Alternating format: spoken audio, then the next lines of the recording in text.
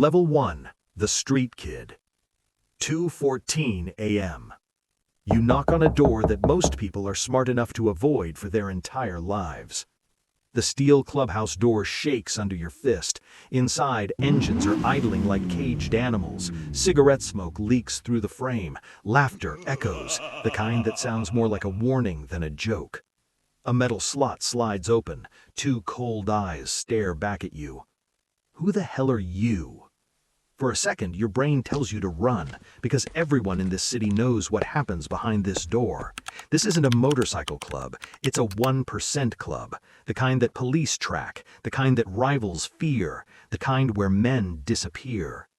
But you're 23 years old, broke, angry, and tired of being invisible. You want power, respect, a family that doesn't treat you like trash. So instead of running, you say the one sentence that will change the rest of your life. I want to join. The eyes study you for a long moment. Then the door opens, and just like that, you've taken the first step into a world where loyalty is everything, and betrayal gets you killed.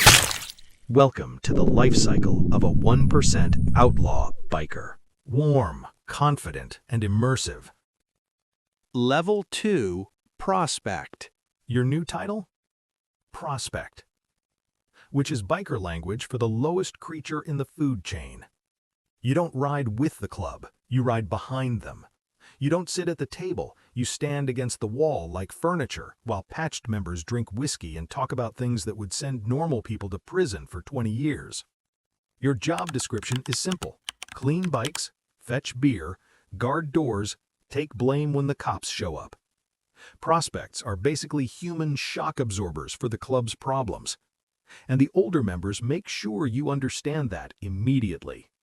First night, a biker named Razor throws you a bucket and points to the parking lot. 20 Harleys, all of them spotless before sunrise. You scrub chrome until your fingers bleed. Nobody says thank you. Nobody even looks at you. Because prospects aren't brothers yet. You're a test, a 6-month interview where the company evaluates whether you're loyal enough, violent enough, and desperate enough to wear their patch. Then one night, something happens. A rival club rides past the bar, engines roaring, middle fingers flying. The room goes quiet. Every biker turns slowly toward you. The sergeant-at-arms nods toward the door. Prospect, he says calmly. Go find out what they want. You step outside alone. 8 bikers stare at you across the parking lot. They're smiling, but it's not friendly. Your heart pounds so hard you think it might explode, and suddenly you understand the first real rule of the outlaw world. Prospects aren't protected. Prospects are disposable. And tonight, you're the test. Level 3, Patch Day. 6 months pass. 6 months of cleaning bikes at 3 a.m. 6 months of standing silently behind chairs while men with skull patches decide who gets paid and who gets hurt. 6 months of proving you won't run. Tonight, the clubhouse is different. The room is quiet. Engines are off. Every member of the club is standing in a circle. And in the center, the president is holding a piece of leather. Your heart starts pounding because you recognize it instantly. The patch. He looks at you for a long moment. You lasted longer than most, he says. The room nods. You step forward. The sergeant-at-arms cuts the word prospect off the back of your vest. Then the president presses the new patch into your hands. Heavy leather, skull emblem. The club's name curved across the top like a warning label to the rest of the world. You wear this, he says quietly. You represent every man in this room. The needle punches through the leather as they stitch it onto your back, one slow stitch at a time. When it's finished, the president steps back. Welcome to the Brotherhood. The room explodes. Beer bottles slam the table. Engines roar outside. For the first time in your life, people look at you differently. Respect, fear, power. You ride with them now. 40 motorcycles tearing down the highway like a moving thunderstorm. Cars pull aside, people stare, police watch from a distance but don't interfere. Because everyone knows something about patched members. You don't wear the patch wears you. And now, your life belongs to the club. Level 4. Sergeant at Arms. The club's enforcement department. A year passes. The patch on your back has changed everything. People move out of your way now. Bartenders serve you first. Even rival bikers think twice before opening their mouths. But inside the club, respect has a different currency. Fear. Tonight, the president calls a meeting. Smoke fills the clubhouse like fog before a storm. Every chair is taken. And then the sergeant at arms stands up. Or rather, former sergeant at arms. He drops a leather patch on the table. Your name is called. The room goes quiet. You're the new sergeant at arms, the president says. Translation: you're now the man responsible for discipline, the club's judge, the club's executioner. At first, it feels like a promotion, until the first job arrives. A member named Colt has been talking too much in bars, bragging, running his mouth about club business. The president doesn't give a speech. He just looks at you. That look means one thing: handle it. You walk outside with Colt behind the clubhouse. He laughs nervously. Come on, man, we're brothers. Your fists clench. Because he's right. 6 months ago, you were cleaning bikes together. Now you're standing across from him like a prison guard. You know the rules, you say. He realizes what's coming. His smile disappears. Please, he whispers. For one moment, you hesitate. Your brain screams to walk away, to tell the president you're not that guy.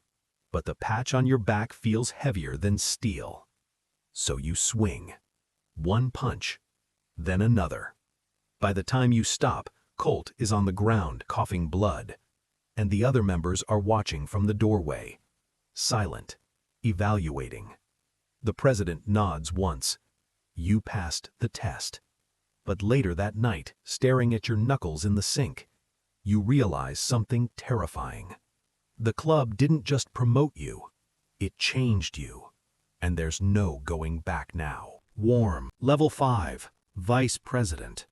Power, politics, paranoia. Another year passes. Your reputation inside the club has changed. You're no longer the guy taking orders. You're the guy giving them.